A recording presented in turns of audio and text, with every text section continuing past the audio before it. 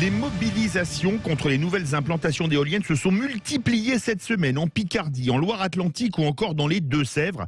Un pas a été franchi puisque le député de l'Indre, Nicolas Forissier, a demandé un moratoire sur les nouveaux déploiements d'éoliennes dans le département. Nous sommes en compagnie de François Rollet, porte-parole de l'association Action Écologie, qui vient de sortir un rapport sur les éoliennes. François Rollet, bonjour. Bonjour Philippe David. Alors oui, en effet. Sur Sud Radio. Alors tout d'abord, votre rapport dit que les éoliennes ont un bilan carbone et un bilan écologique négatif. Oui, en effet. Avec une dizaine de jeunes, nous avons décidé de lancer l'association Action Écologie, puisque nous étions exaspérés de voir les mêmes visages de l'écologie radicale comme Daniel Cohn-Bendit ou Cécile Duflot, par exemple. Et voilà, notre ambition, c'est de devenir la première association non subventionnée et indépendante de tout parti politique qui s'oppose à cette écologie politique. Depuis la création de l'association en début d'année, on a un mouvement d'engagement assez important puisqu'on a 3200 adhérents et nous avons 3 objectifs: dénoncer les solutions coûteuses et inefficaces, démasquer l'écologie politique et promouvoir les solutions locales. Et justement, parlons des éoliennes. Leur bilan carbone est négatif et leur bilan écologique aussi ? Alors, effectivement, comme vous pouvez le voir dans l'étude que nous avons lancée sur les éoliennes et que vous pouvez retrouver sur notre site actionécologie.org, je peux vous donner 3 exemples assez concrets qui montrent que les éoliennes sont une catastrophe en termes de bilan écologique. Il faut savoir que pour construire des éoliennes, il faut extraire des terres rares, que celles-ci se trouvent en Chine et que celles-ci sont surtout un désastre écologique dans la façon de les extraire. Il faut aussi savoir que près de 1500 tonnes de béton sont utilisées pour chaque éolienne.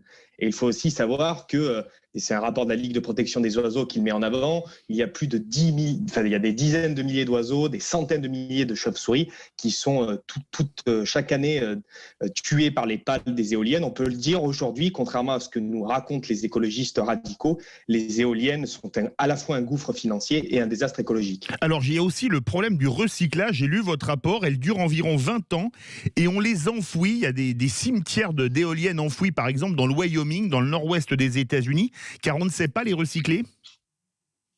Effectivement, vous avez tout à fait raison. Vous pouvez le voir dans notre étude sur actionécologie.org. On a une photo effectivement d'un cimetière de pales d'éoliennes. Dans le Wyoming. Alors aujourd'hui, oui, exactement. Aujourd'hui, ça se passe aux États-Unis. Demain, ce sera sûrement le cas en France, puisque aujourd'hui, nous ne savons ni comment les traiter, ni comment les recycler, ni qui va payer pour ça.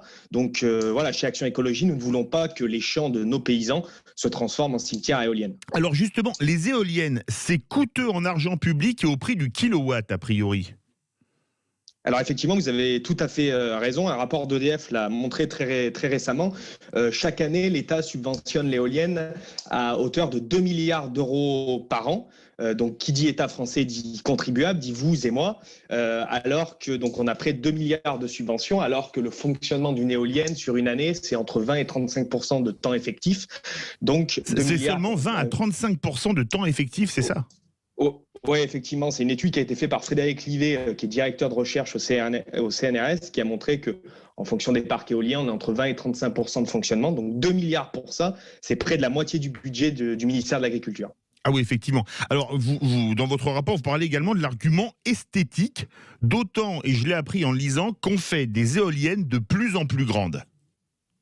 Alors effectivement, pas plus tard que le mois dernier, je me baladais dans les alentours d'Aix-en-Provence sur la montagne Sainte-Victoire, donc qui est un lieu où Cézanne a pu peindre de superbes toiles, Pagnol racontait de superbes histoires, et quelle ne fut pas ma surprise quand, arrivé en haut de la montagne Sainte-Victoire, j'ai vu en contrebas 22 éoliennes qui font 125 mètres. Il faut savoir, et vous pouvez le retrouver dans notre étude, que les éoliennes mesurent en moyenne 150 mètres. C'est-à-dire 3 fois l'Arc de Triomphe, près de la moitié de la Tour Eiffel. Les plus grandes. Et pour les offshore, ouais, les plus grandes, c'est ça. Et alors que pour les offshore, on est à plus de 200 mètres, c'est-à-dire que c'est plus haut que la Tour Montparnasse. Alors offshore, c'est celles qui sont en mer, éoliennes... j'explique, parce que offshore, c'est de l'anglais. Oui, exactement, c'est celles qui sont en mer. Par exemple, Barbara Pompili veut créer un parc éolien face à l'île de Ré. Donc tout ça pour dire que nous, chez Action Écologie, on considère que les éoliennes défigurent à la fois la beauté de notre pays et celle de nos paysages. Alors justement, vous avez parlé d'elle, la ministre de la Transition écologique, Barbara Pompili, elle est très partisane de cette énergie en souhaitant développer un parc éolien en mer au Cotentin, dans le Cotentin, en Normandie. Et la nouvelle programmation pluriannuelle de l'énergie dévoilée début 2020 prévoit le doublement du nombre d'éoliennes en France d'ici 2028, c'est-à-dire dans 7 ans, ça va très vite. Est-ce une bataille perdue d'avance pour vous et pour les autres adversaires des éoliennes ? Alors, j'aime bien la phrase qui, alors j'y pense peut-être pas tous les jours, mais la phrase qui dit « les seules batailles perdues sont celles qu'on ne livre pas ».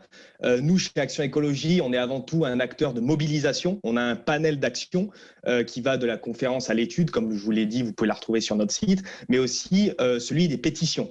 Et avec nos plus de 3200 soutiens, et je profite d'être à votre antenne pour les remercier de leur soutien et de leur confiance, nous avons lancé une grande pétition nationale qui est disponible sur notre site actionécologie.org et dont l'objectif est de stopper tous les nouveaux projets, dont celui que vous avez parlé, tous les projets de création d'éoliens.